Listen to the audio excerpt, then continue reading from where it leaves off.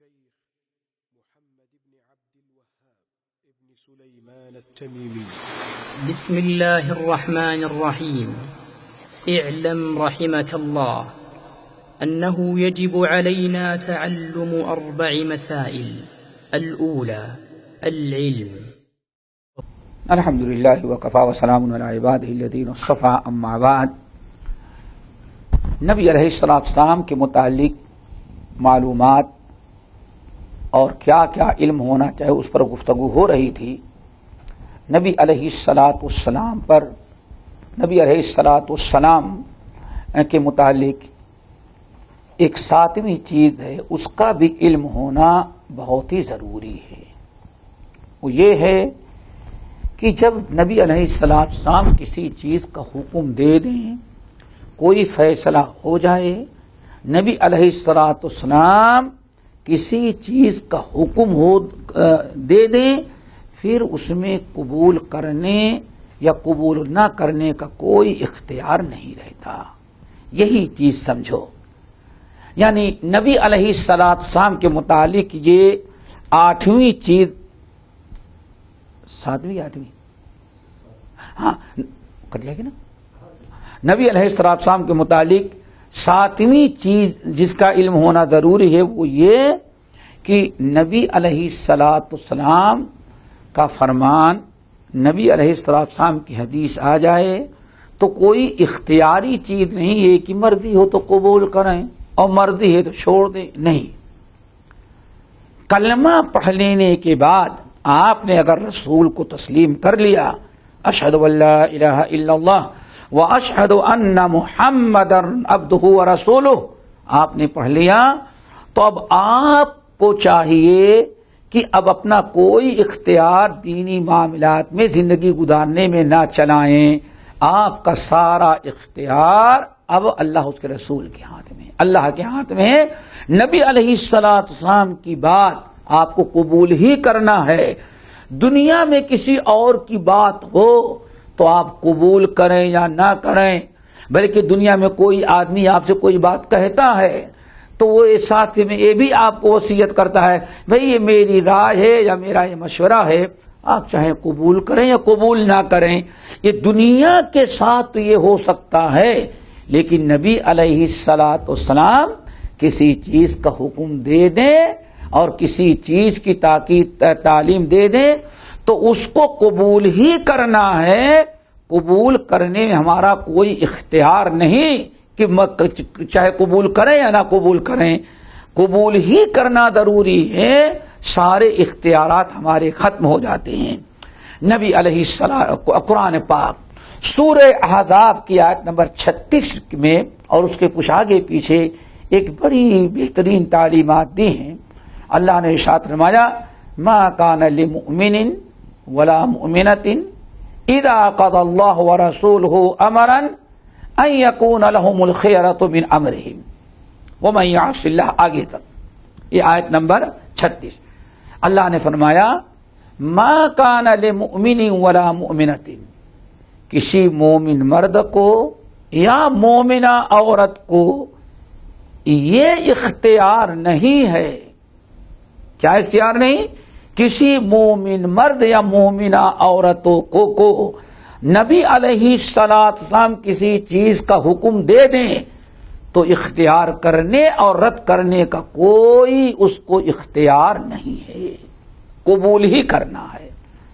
اور کہا جاتا ہے، حدیث میں آتا ہے، یہ آیت وما کان لمؤمن ولا مؤمنۃ اذا قضى اللہ ورسولہ امرا ان یکون لهم الخیرۃ من امرہم، یہ آیت نازل ہوئی ہے ام المؤمنین حضرت زینب رضی اللہ تعالی عنہا کے متعلق.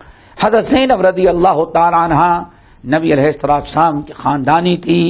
پوری دنیا میں، پورے عرب میں سب سے اونچے حسب نسب ذات برادری سے تعلق رکھتی تھیں. نبی علیہ السلام کے آزاد کردہ غلام زید بن حارثہ رضی اللہ تعالی عنہ تھے.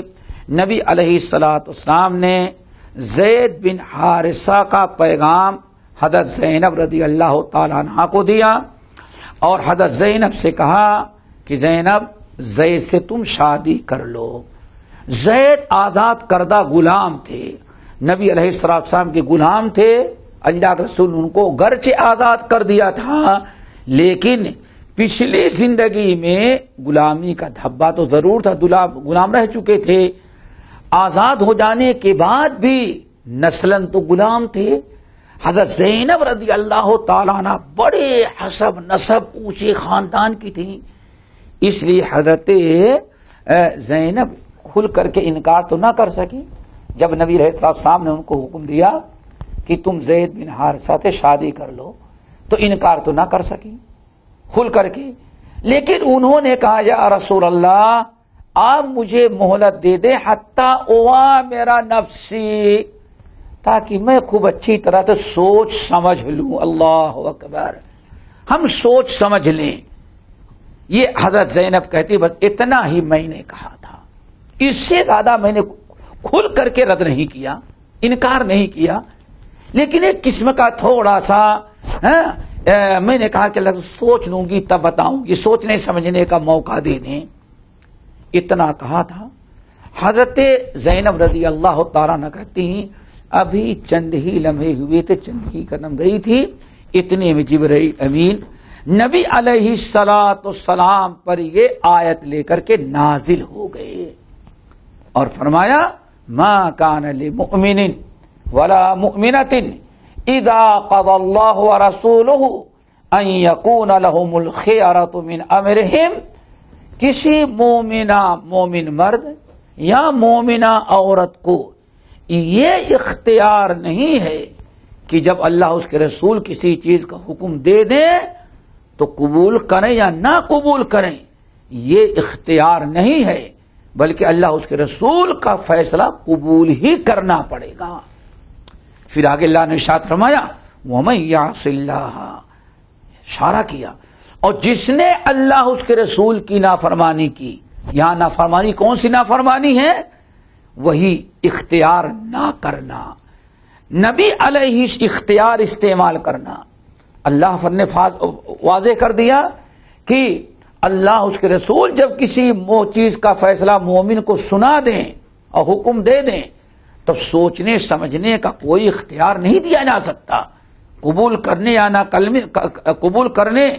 نہ کرنے کی اب مہلت نہیں دی جائے گی، اس کو چانس نہیں دیا جائے گا، اختیار نہیں ہے، اس کو قبول ہی کرنا ہے۔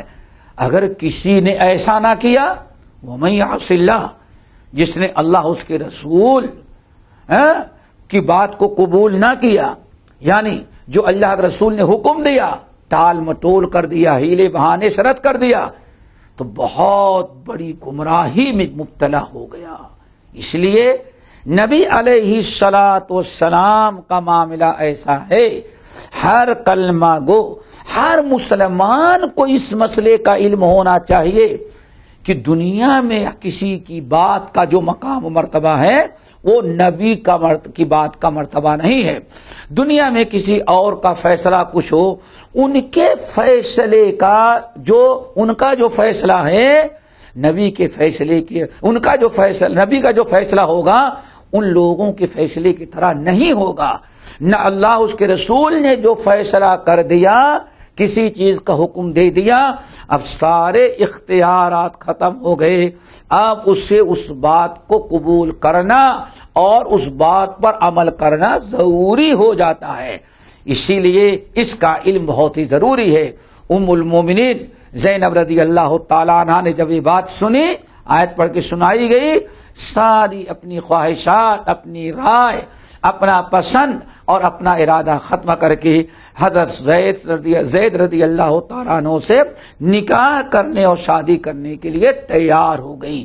یہی مومن کا شیوا اور طریقہ ہونا چاہیے، یہی ایمان کا تقاضا ہے کہ اللہ اس کے رسول کا جب فیصلہ آ جائے اور اللہ اس کے رسول کی بات آ جائے، نبی کی سنت آ جائے، تو اب سوچنے سمجھنے، قبول کرنے یا نہ قبول کرنے کا اختیار نہیں، بلکہ آدمی کو ہدایت چاہیے۔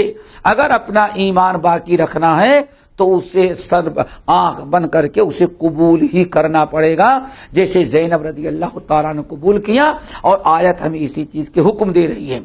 اگر کسی نے ایسا نہ کیا تو بڑی شدید وعید ہے، قرآن پاک سورہ نور کی آیت رب العالمین ارشاد فرماتے ہیں فَلْيَحْذَرِ الَّذِينَ يُخَالِفُونَ عَنْ أَمْرِهِ أَن تُصِيبَهُمْ فِتْنَةٌ أَوْ يُصِيبَهُمْ عَذَابٌ أَلِيمٌ۔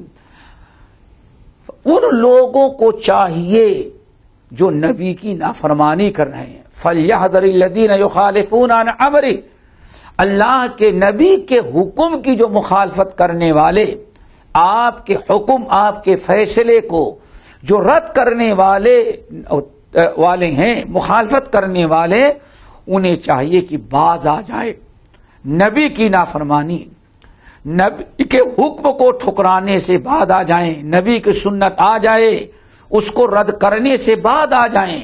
اگر بعد نہیں آئیں گے تو اب دو شکل ہے، ایک شکل تو یہ ہے ان تصیبہم فتنہ، اللہ تعالی ان کو فتنے میں مبتلا کر دے، فتنے مبتلا کر دے۔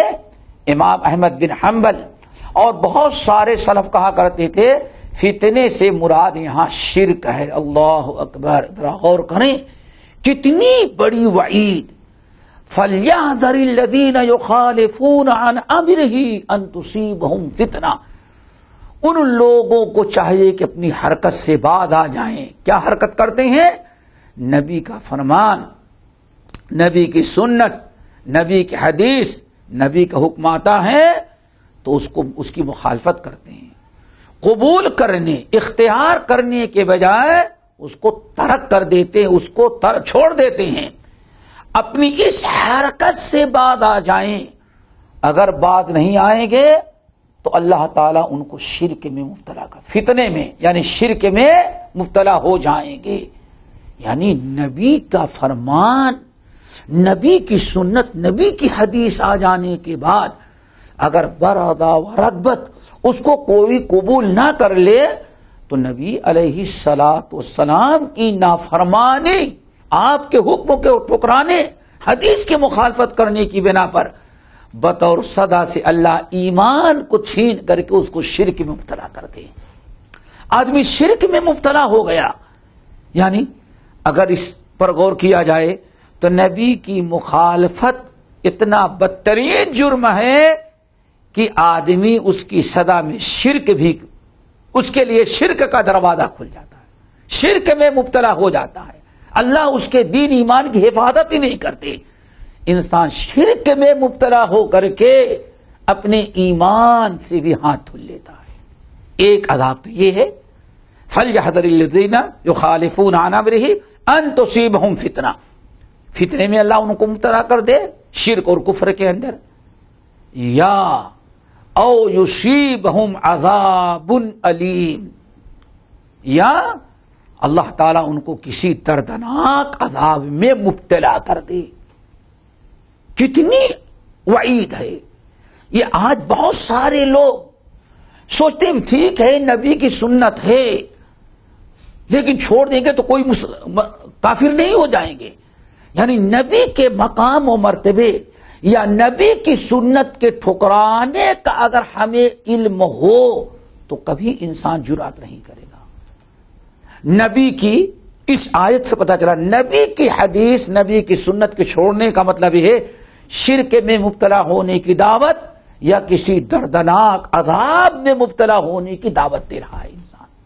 اسی لیے مشہور صحابی ترجمان القرآن عبداللہ ابن عباس رضی اللہ تعالی عنہما، بڑی عجیب سی بات آتا ہے، انہوں نے ایک حدیث بیان کی، کسی نے مسئلہ پوچھا، کہا قال رسول اللہ صلی اللہ علیہ وسلم قضا، اللہ کے رسول کی حدیث پڑھ کے سنائی۔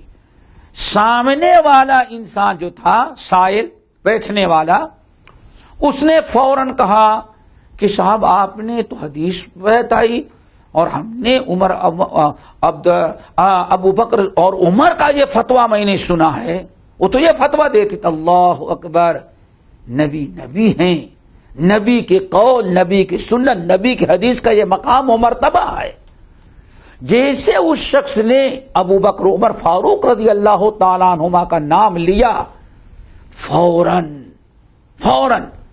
حضرت عبداللہ بن عباس نے فرمایا یوشک ان تنزل علیکم حجارۃ من السماء، اللہ اکبر، اب لوگ جب تم لوگوں کی حالت یہ ہے کہ حدیث ہم سنتے ہو اور حدیث کے مقابلے میں امتی کا قول پیش کر رہے ہو، اب تمہارا یہ دستور ہے اگر اس سے بعد نہ آئے، یہی طریقہ تم نے اپنایا تو ممکن ہے کہ اللہ تعالیٰ آسمان سے پتھر نازل کر کے تو پتھر کی بارش برسا کر کے تم کو ہلاک و برباد کر دیا جائے۔